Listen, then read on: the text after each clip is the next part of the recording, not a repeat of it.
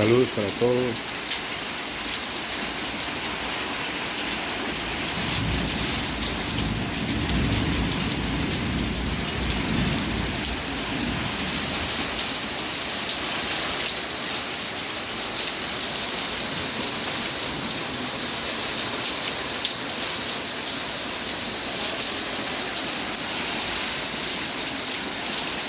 Me vino fuerte la lluvia.